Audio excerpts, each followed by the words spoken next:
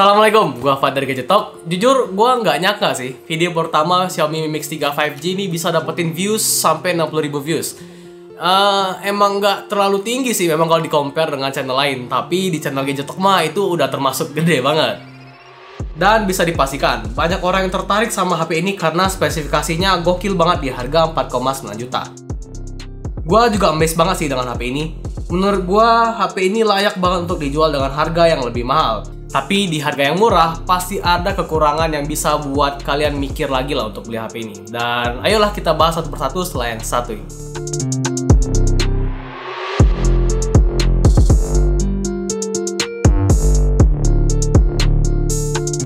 Nah, sebelumnya gue mau ngingetin dulu kalau HP ini tuh versi 5G ya. Jadi ini Xiaomi Mi Mix 3 versi 5G.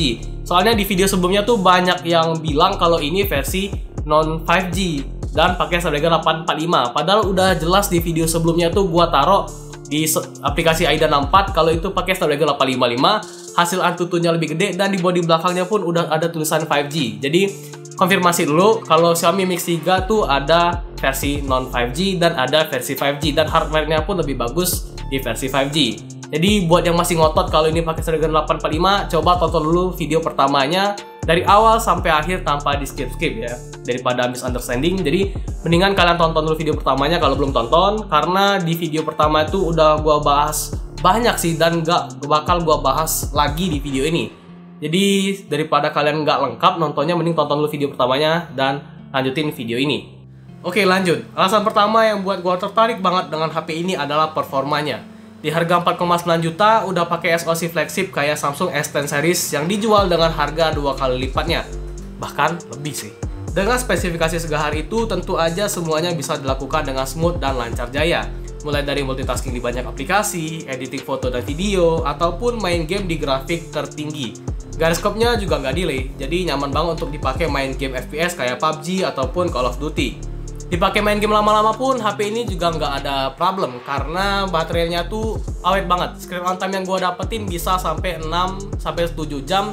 Itu pun gue lagi heavy lagi brutal banget main game. Dan kalau misalkan penggunaan gue lagi agak kalem lah, kayak medium to heavy lah, screen on time yang gue dapet bisa berkisar 8-10 jam. Itu baterainya nggak sampai 4000 mAh loh. Kemungkinan sih karena MIUI itu efisiensi dayanya oke kali ya. Dan menurut gua baterai yang nggak sampai 4000 mAh tuh bukan isu sama sekali di HP ini. Dan untuk masalah charging, HP ini udah support Quick Charge 3.0 18 watt. Tapi setelah gua cek di GSM Arena, HP ini juga support Quick Charge 4.0 plus.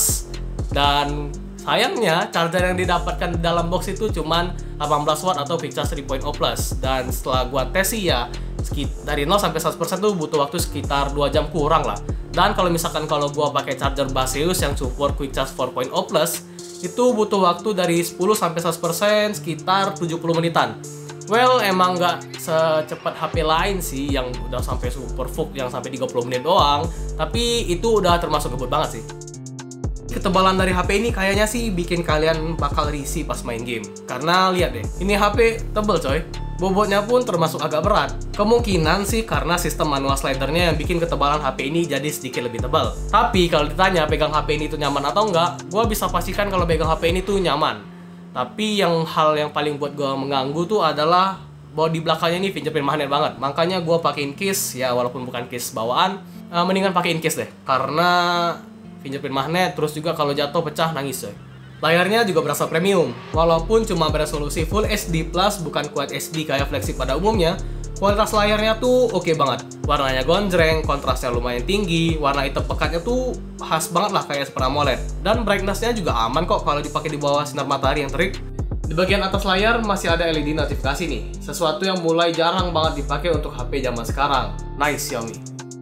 Overall di layar full tanpa notch kayak gini bikin nikmatin konten multimedia tuh berasa lebih menyenangkan banget. Dan gua nggak ada komplain sama layarnya. Termasuk juga speakernya. Walaupun speakernya cuma satu, tapi overall sound quality-nya tuh udah termasuk bagus kok. Bassnya lumayan berasa, walaupun emang nggak sekencang HP dengan stereo speaker. Kayak gini nih contohnya.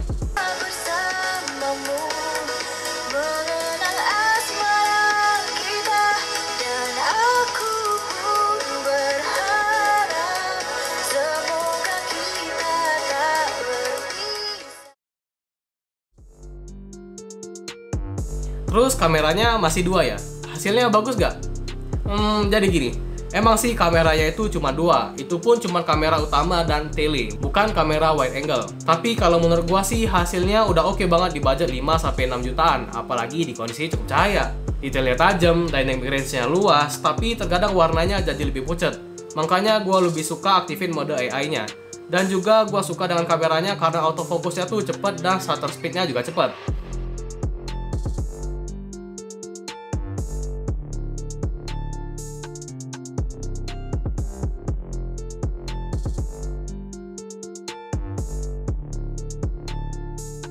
Yang gak gua suka tuh pas gua aktifin portrait mode, karena fotonya jadi lebih ngezoom dan terkadang jadi overexpose. Tebakan gua sih karena HP ini gak ada lensa wide dan lensa depth, cuman ngandalin bantuan kamera tele, jadinya lebih ngezoom. Terus di kondisi low light juga termasuk oke banget. Shutter speednya termasuk cepat, cuma sekitar 1-2 detik, bukan 4 detik kayak HP lain. Dan overall kualitasnya gua suka. Ada night mode juga sih, tapi hasil foto tanpa night mode menurut gua juga udah oke. Tinggal kalian pilih sesuai selera aja. Kalau mau diedit lagi mending jangan pakai night mode, tapi kalau mau yang udah siap untuk diupload di Instagram, mending pakai night mode aja karena hasil fotonya jadi lebih terang dan lebih menarik. Dengan konsekuensi hasil fotonya jadi lebih overprocessing. Tapi itu menurut gua ya. Gimana menurut kalian?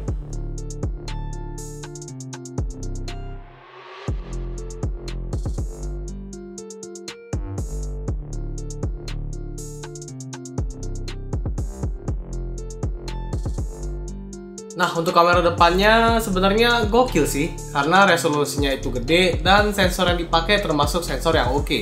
Jadi untuk hasil fotonya sih seperti biasa, tajam banget karena resolusinya gede, dynamic range-nya luas, dan sayangnya kalau gua lihat sih skin tone di HP Xiaomi kok kayak putih pucat gitu, atau perasaan gua doang. Gimana menurut kalian? Untuk perekaman video, sebenarnya HP ini udah bisa rekam sampai di resolusi 4K 60fps. Tapi gue lebih suka di resolusi 1080p 30fps karena lebih stabil. Udah support OIS dan IIS juga sih, tapi ya mau gimana lagi. Overall untuk kualitas videonya sih gue udah happy banget. Karena walaupun udah gue lihat di monitor PC, detailnya tuh masih tajam dan gak pecah-pecah. Dynamic range-nya pun juga luas dan warnanya akurat.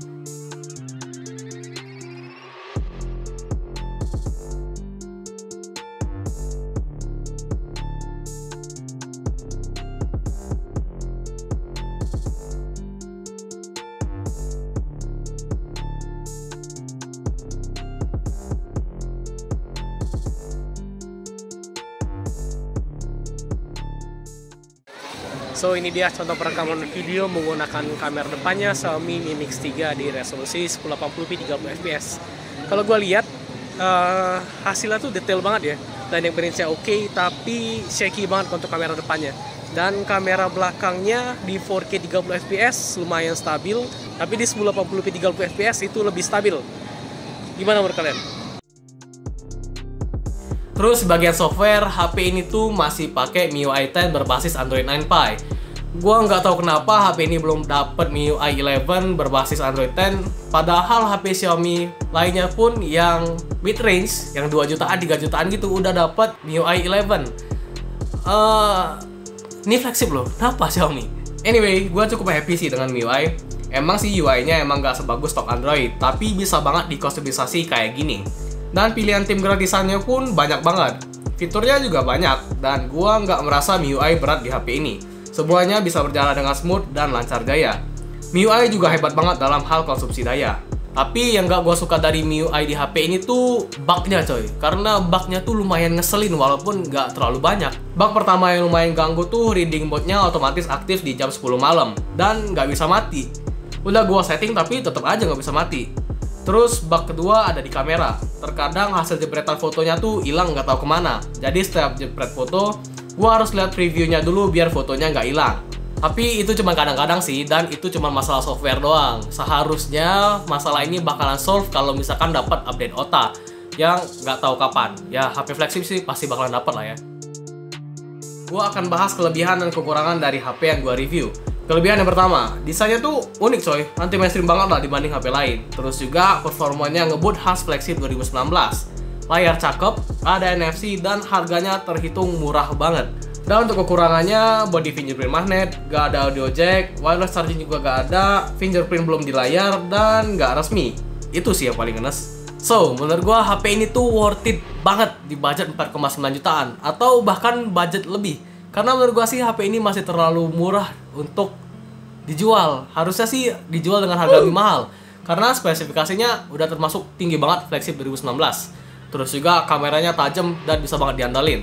Layarnya udah AMOLED jadi oke banget. Dan baterainya awet. Jadi semua kebutuhan gua tuh udah bisa tercapai di HP ini. Tapi ada beberapa hal yang bisa kemungkinan jadi deal breaker buat kalian. Contohnya kayak fingerprintnya belum di layar, jadi nggak terlalu kekinian. Terus juga nggak ada audio jack. Nah, kalau nggak ada audio jack sih menurut gua bukan isu lah buat gua, karena zaman sekarang tuh TWS udah banyak banget, udah ada yang nggak ada delay, terus harganya udah pada murah, jadi nggak ada audio jack no problem sih buat gua. Dan yang paling ngeselin tuh HP ini nggak resmi, jadi kalau misalkan HP-nya kenapa-napa, jatuh, pecah segala macem, nggak bisa dibawa ke service center. Terus juga HP ini udah support 5G. Iya sih, emang 5G belum masuk ataupun ya belum tersentuh lah Indonesia sama sekali. Tapi yang jelas 5G itu bakalan hadir ke Indonesia walaupun kita nggak tahu kapan, 2 atau 3 tahun mendatang. Jadi kalau misalkan kalian itu adalah tipe orang yang beli HP untuk jangka waktu yang panjang, 2 atau 3 tahun mendatang, HP ini aman banget buat kalian beli. Banyak juga sih yang nanya di YouTube ataupun di akun Instagram Gadget Talk untuk emailnya gimana. Jujur, kalau ditanya email, gue sih bodo amat lah ya. Karena setahu gue, kalau kita beli sebelum April itu HP-nya tuh bakalan tetap aman sampai ke depannya. Jadi ya bodo amat, 3 tahun ke depan tuh emailnya bakalan tetap aman. Kecuali kalian beli HP yang non resmi setelah April atau setelah peraturannya itu dijalankan. Jadi buat kalian yang mau beli HP ini, pastikan belinya sebelum April biar aman ke depannya. Dan menurut gua sih HP ini lebih cocok buat kalian yang bernyali tinggi lah, dan bodo amat dengan after sales, karena after salesnya pasti bakalan ribet. Mulai dari servisnya ribet, jual juga bakalan susah, karena orang yang nggak ngerti spek sih bakalan bodo amat dengan HP ini. Jadi HP ini sih menurut gua lebih cocok buat kalian yang lagi nyari HP flagship dengan budget terbatas, karena 4,9 juta udah pakai HP Snapdragon 855. Dan buat kalian yang nyalinya ciut, cemen gitu ya, maunya HP resmi doang, takut kalau misalkan HP-nya jatuh, rusak, takut gimana-gimana, ya mending beli HP resmi sih. Jadi tergantung kalian, ada harga, ada kualitas. Jadi gitulah, simpelnya. So, segitu aja dulu video kali ini, semoga bermanfaat dan jadi referensi buat kalian yang lagi nyari flagship budget. Like kalau suka dengan video ini, komen aja kalau misalkan ada saran, koreksi, ataupun kalian yang mau tanya-tanya, silahkan tanya. Tapi sebelum tanya, jangan lupa lu tonton video ini dari awal sampai akhir tanpa di skip-skip.